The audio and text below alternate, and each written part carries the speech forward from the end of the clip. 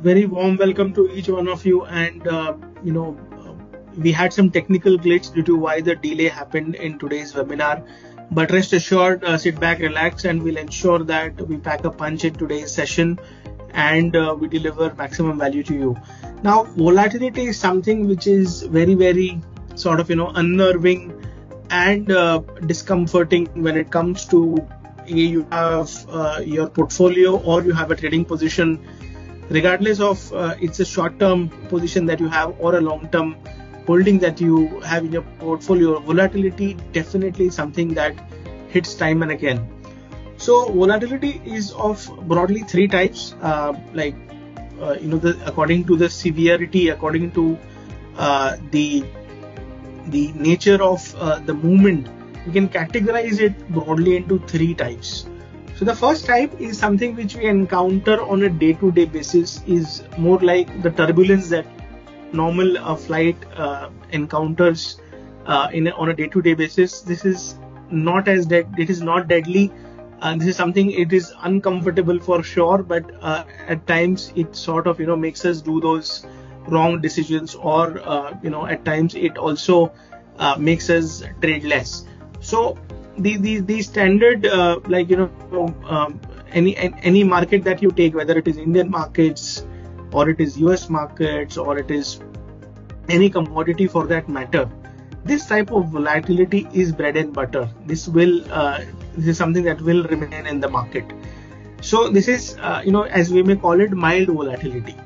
Then you have a slightly more an advanced version of it, called more as moderate volatility or medium volatility. Now this is the volatility where stop losses get triggered, where you are taken out of your position because there are wild swings happening in your individual position, and the stock returns back to your original cost price after triggering your stop losses.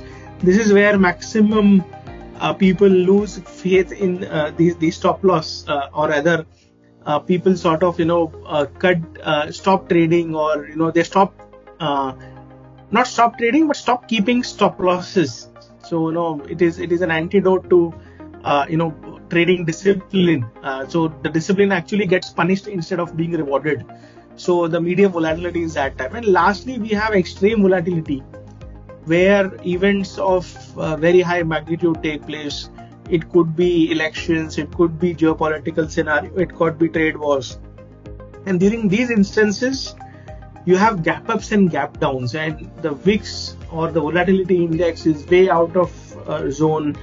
And these are the areas of the market where whether it is long or it is short, it becomes very difficult to trade on both sides of the market. So broadly, we've seen all kind of volatility in the past. In the last 12 months or so, we've seen mild volatility happen time and again. We've seen moderate volatility, which keeps on happening middle of the month, and we have extreme volatility, like in the case it happened during the India-Pakistan war, the skirmish that we had, Operation Sindoor that we had. So we had moderate volatility where stop losses were triggered. We had volatility during the outcome of the general election last year, where Nifty took a dip. This was more of a extreme volatility that we had. So, how do we prepare ourselves in this battlefield? So today's topic is about the research radar that we've developed at JM Financial. As a research house, how can we equip you with better, prediction of this volatility, or how can we sort of prepare you to deal with this kind of uncomfortable moves in the market? So let me get to the presentation. Yeah. So coming to if you're a day trader, how to plan your trade, how to stay calm in the volatile market, and how to protect your portfolio. Now, volatility is something which is going to take you out from time and again. So as a day trader, the best thing to do, or the best homework that one can do, is to prepare yourself for this battlefield and prepare yourself for the extreme volatility, something that can hit you at any point in time. So if you're a day trader, the best thing to do is do not trade without stop losses. Or if you're an option trader, let's say you are an option writer, who trade options on an intraday basis, do not write naked options. If you are somebody who buys stocks in the cash segment, again, over there also do not take a trade without positioning or without having a clear idea as to where you will exit in case your position goes wrong and where you will book profits in case your trade comes into the profit. So planning is the number one thing that you can do to be prepared for this volatility and reduce the anxiety whenever the volatility hits. Now, volatility is not always damaging. Volatility can be highly rewarding as well. So if you prepare your trade well in advance, whether it is preparing, for example, Monday's trading session, what could be the level for Nifty in case that level gets taken out, it can give a big move. So for example, 25,000 is the level where there are put writers present. In case 25,000 gets broken down, there could be aggressive volatility that can happen and Nifty can go down. So if you prepare for these disruptive levels, it can help you. Actually, the volatility can benefit you as well, as you can take aggressive trades whenever these crucial supports or resistances are taken out, and you can actually benefit out of them. Now, secondly, how do we stay calm in this market, in the volatile market? So once you've prepared yourself well, once you've sort of picturized or planned your trade well in advance about your risk reward, about the position sizing, about the asset allocation, if the numbers are in place. I'll give you an example. Whenever volatility is on the higher side or anticipate volatility is on the higher side, it is advisable to trim down your exposures. So let's say your total exposure on an average. So let's put real numbers. Let's say you are a trader who trades with 10 lakh rupees every day. So 10 lakh rupees is your ideal exposure that you would have in a typical market. Now let's say result season has started, and over the next few trading sessions there are big results lined up. So during those days, just trim down your trade size. So let's say you take 5 trades at any point in time. Typically you would have had a 2 lakh rupee exposure every trade, but in periods of volatility, reduce your total exposure by 30, 40, 50, 60% depending on the nature of the event, which means your total exposure will be around 4 or 5 lakhs as compared to 10 lakhs as you would have normally traded. So what that does is, because you've not traded 100% of your potential, you can stay calmer in that kind of a market. Now let's say your typical potential is 10 lakhs and because the markets have been good, you are actually taking an overexposure and you are trading 15 lakhs. Let's say when the going is very good, and let's say volatility hits you. What do you do in that extreme kind of a scenario? So there are a couple of things. One is, do not negotiate with your exit strategy, which means if stop losses happen, just trigger them blindly. Second is, if stop losses happen, if there is a hard number to be hit, let's say you've lost 5% of your capital, take a cooling off period, cool down and stay out of the market at least for 1, 2, 3 trading sessions. If the market are really bad, stay out for a week and then come back again with renewed strategy and renewed mindset. So these are the few things which you can apply to improving your trading strategy. But what if your portfolio needs protection? So you could take hedge strategies using Nifty options, index options. You could do option writing strategies where you are selling OTM call options which are covered, essentially give you some buffer in case markets go down. However, put buying is something that is relatively much better to do in case there is an imminent risk of an immediate possibility. Now, when it comes to seeing charts, so if you see Nifty, this is the Ballinger band of Nifty being plotted.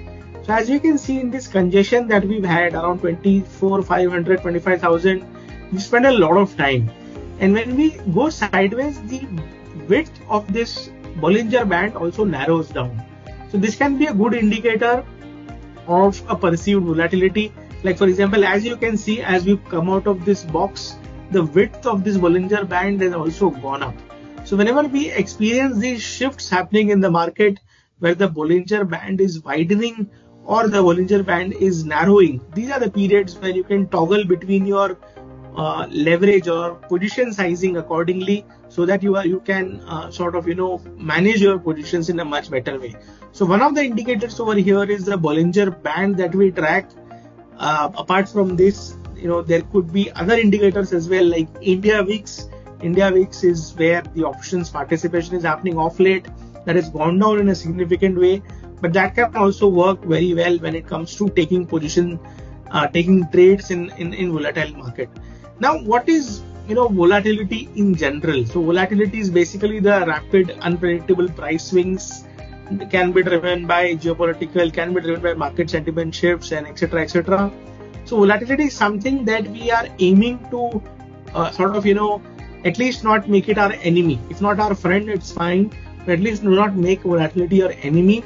That in a systematic way can be done by looking at the implied volatilities of options, can be looked at the India VIX. So I'll give you an example. Whenever India VIX goes above 17-18%, we take a strong call and say that this is the market, it's better to avoid taking aggressive bets.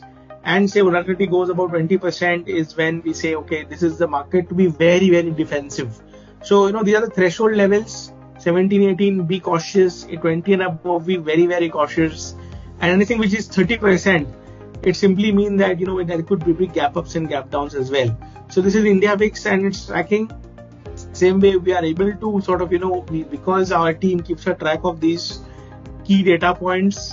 As a research house, we give these inputs whenever, these extreme moments happen, especially those who are associated with JM Financial. We give out recommendations and market updates in live market where we update about these things on a real-time basis.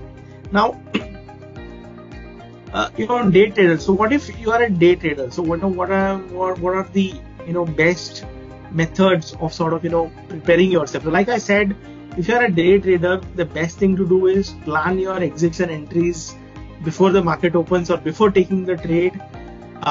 Stop loss is something that can help you when it comes to limiting losses, and the recommendations that are coming from our desk are something that can be looked upon, especially in index trading. Now, there are also a few more methods to do it. So, for example, let's say the volatility is very dull, as in this kind of a market where stock specific action is paramount, and that one is very, very narrow. During such periods, it's better to be an option writer and better to see this period out where taking directional bets may not be as rewarding. So this is that kind of a market where option writing is rewarded more because markets are broadly range bound. Secondly, in case the volatility is expected to be higher, it is better to stick to indices only. So stocks may give you, more unrest. Stocks may challenge your nerve in a relatively bigger way. So it's better to just stick to index in case the market direction is not clear. In case market direction is very clear, let's say Nifty is in a good solid uptrend, it is advisable to stick to stocks where the return can be magnified as the markets and the stocks go up. So, these are some of the methods that we've discussed, which you can use, which you can apply in the market. JM Financial as a research can provide you with the right set of strategies, with the right set of recommendations in these kind of markets. Like many times there have been events like budget or election outcome, or it could be the result season. So the derivatives team at JM has come out with event-based option strategies, which have helped you participate in these ideas, help our clients make money even in difficult times, especially when the going has been very, very difficult to track. So, these are the tools that we use as a research house: real-time market updates, the research, the portfolio insights. So you could share your portfolios with us, where we can do a review of your portfolios, a review of your holdings, and refine your investment strategy based on what is actually happening in the market at this point in time. And one of the best methods of managing volatility is spreading your investments across time. It can be achieved through SIPs. The SIPs can be weekly, they can be monthly, or they can be quarterly as well. So SIPs are something where you actually divide your capital across time, so that you get the best of everything. You get a volatile market, you get a sideways market, you get a market which is trending whether up or down, and you are able to deploy capital based on the averaging out across time frames. Now, why to choose JM Financial Research? Again, we take pride in being very data driven in our approach. All the decisions that are made as a team are vetted out internally, and then once we have some sort of a logic that is playing out and confirmation from the market, these strategies are recommended. And as a radar, we've been very sort of good with our macro outlook on the market. So macro technical outlook is something that you would have also seen in Nifty Pathfinder, where we try to sort of give you a overall brief of what is happening in the market, what are the things that can go wrong, which are the pockets of the market that can outperform or underperform. Now, these are some of the recommendations that we've given. So the last 3 months, the technical derivatives and the commodities, these are 3 areas in which recommendations are being given by the team. So we've maintained around 17% average strike rate in the technical recommendations that we've recommended. A healthy number of calls, around on an average around 90 to 100 calls every month are being given, and with a healthy strike rate of around 70%. Same way with derivatives, similar number of recommendations, around 70-80 recommendations in a month. But again, the strike rate is even better, 78% in April, 71% in May, and in June it has been 73%. Likewise, commodities, because the moves are relatively smaller, the opportunities, the volatility is also there at times. So the number of ideas are higher in commodities. But here again, a consistent 68-69% strike rate is being maintained, with 200 plus recommendations, to in fact around 250 recommendations given on a monthly basis.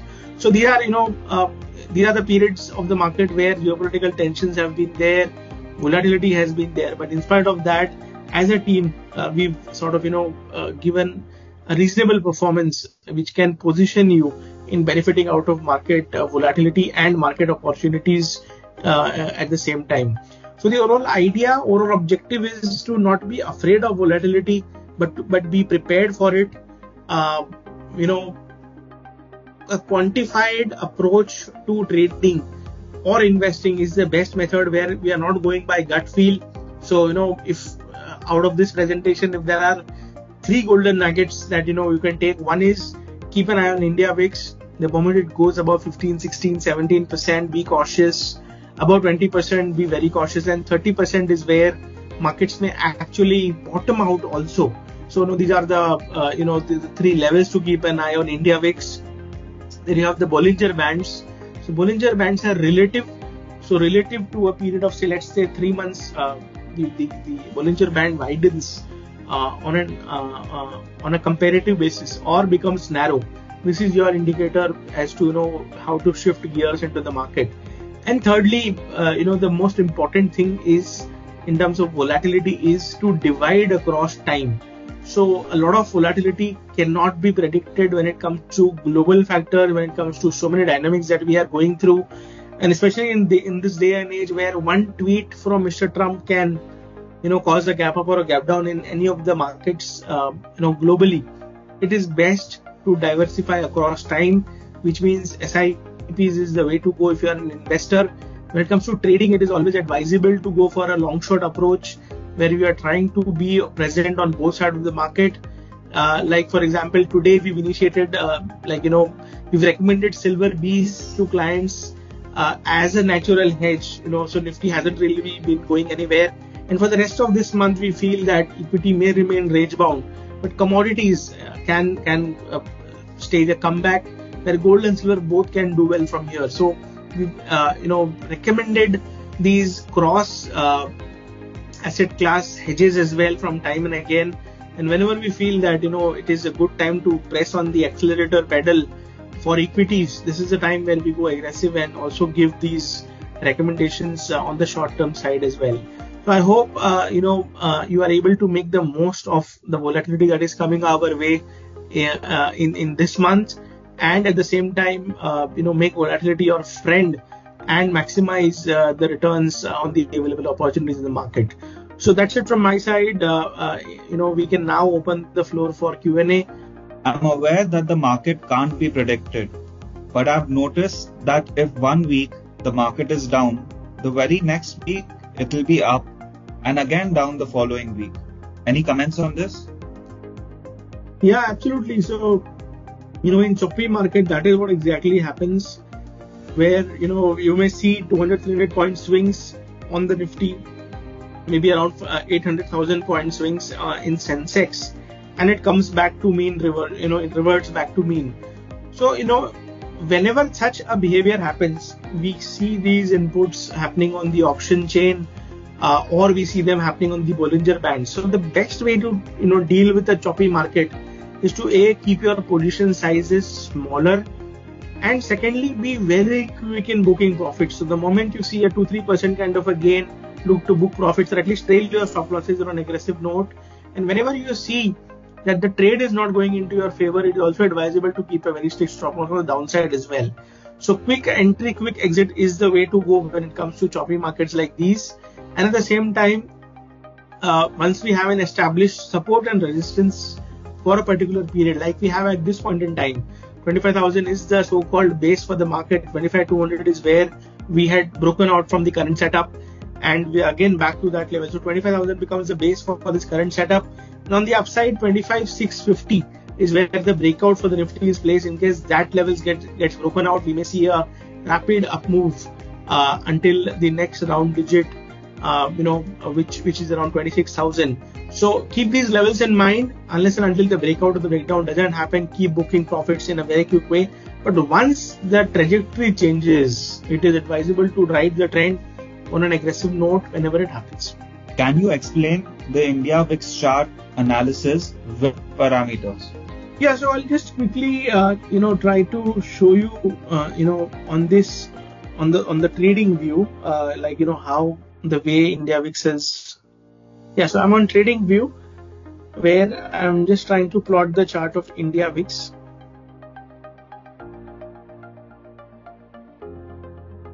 Yes, as you can see, this is the daily chart of India VIX, where the volatility index has nosedived and gone down significantly over the last 10 odd trading sessions.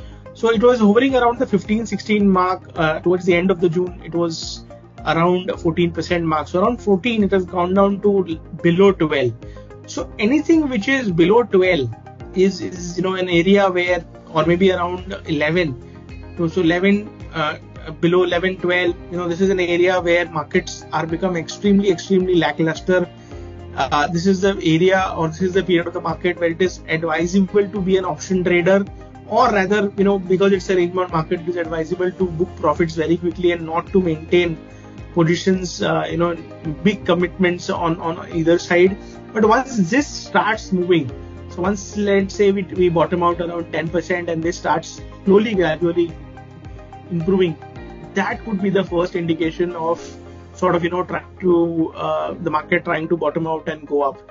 But as you can see on the upside, we've made multiple spikes around 20, 21, 22%. These are the areas where volatility was there on a short-term basis. And here is an example of an extreme volatility. This is June last year, where volatility was more than 30%. And, this is that period where absolute bottoms can be expected. So this is what happened.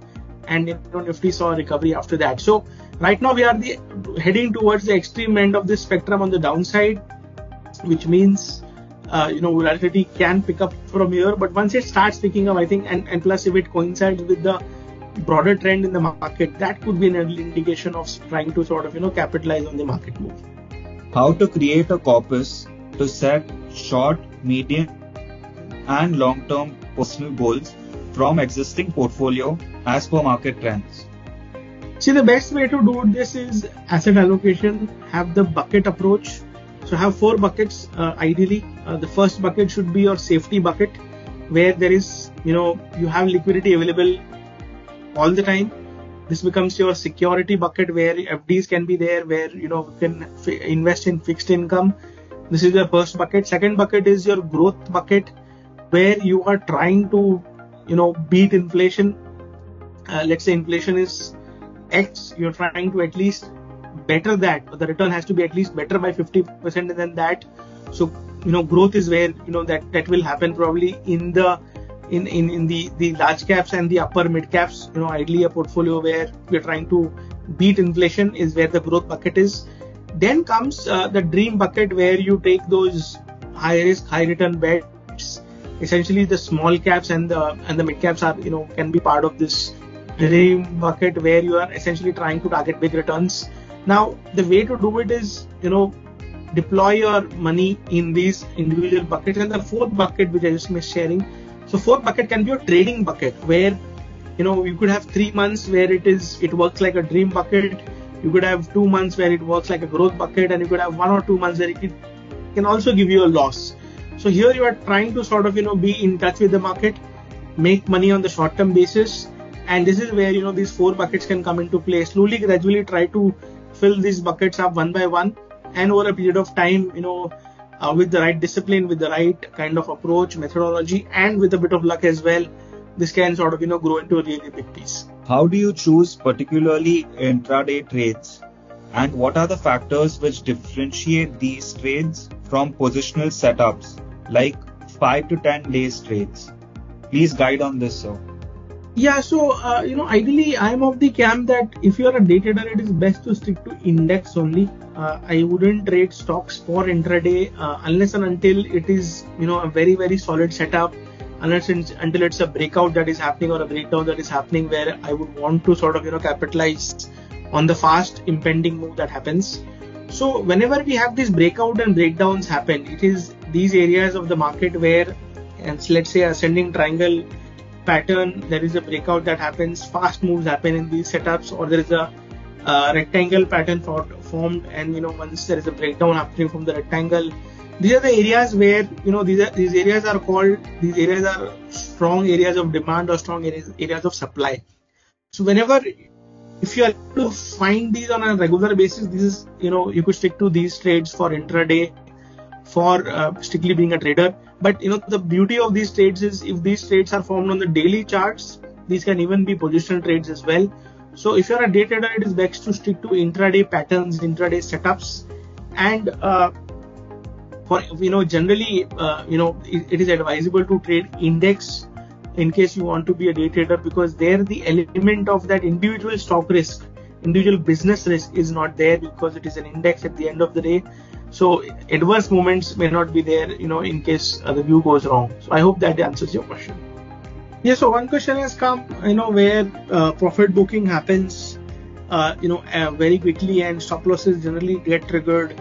So essentially the point is, many a times what we end up doing is we eat like birds, but like elephants. In market, it has to be the other way around, where we eat like elephants, like birds. So that is something that is faced by every other trader from time to time, and that is one challenge that I've seen across.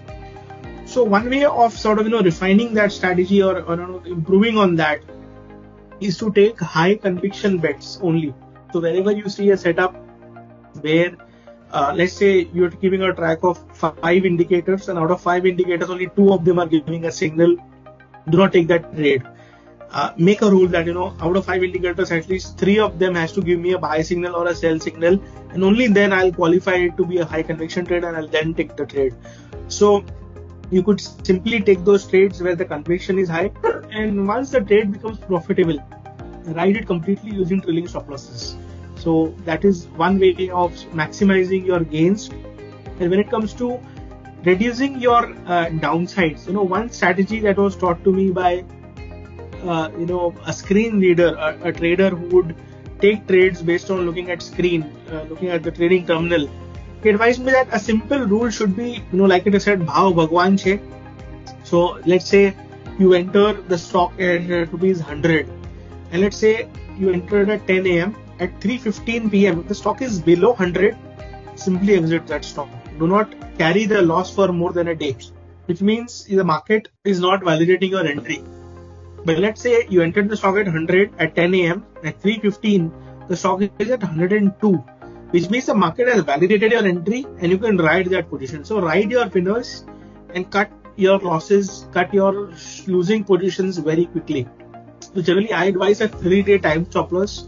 A 1-day time stop loss is very, very quick. I mean, you could be getting in and getting out into a lot of trades, but a 3-day time stop loss is something which is fantastic. Let's say you entered into a trade on Monday, and by Wednesday, if the trade is still loss making to you, exit that trade. It could be a 2-3% kind of a loss, which means the loss could be small, and you could come out of the trade and probably put money somewhere else.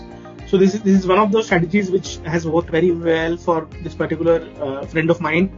But I think you can also apply it where you can refine your output and sort of get a better P&L at the end of the month.